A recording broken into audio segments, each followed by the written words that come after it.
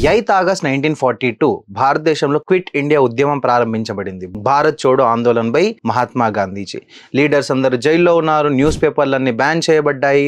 జనాలతో కమ్యూనికేట్ అవ్వడానికి ఎటువంటి మాధ్యమం అనేది మిగలలేదు. నేషనలిస్ట్ మూవ్మెంట్ అంతా సైలెన్స్ అయింది అని చెప్పి బ్రిటిషర్స్ అనుకున్నటువంటి సమయం. అప్పుడు వచ్చిందండి ఒక voice. This is Congress radio calling on 42.34 metres from somewhere in India. 22 సంవత్సరాల ఉషా మెహతా వాయిస్. గాంధీజీస్ ఐడియాస్తో ఆవిడ చిన్నప్పటి నుంచి కూడా ఇన్స్పైర్ అవ్వడం జరిగిందనమాట.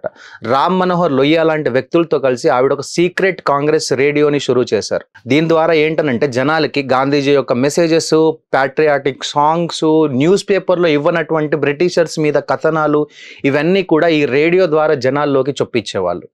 అనేక ప్రయాసాల తర్వాత 3 నెలల తర్వాత అంటే నవంబర్ 1942 ఆవిడ యొక్క సిగ్నల్ని ట్రాక్ చేసి ఆవిడని అరెస్ట్ చేయడం జరిగింది. ఆవిడని టార్చర్ చేశారు. కానీ ఎప్పుడు ఆవిడ ఆమె తోటి కామ్రేడ్స్ యొక్క పేర్లు చెప్పలేదు, వాళ్ళని పట్టించడానికి ట్రై చేయలేదు.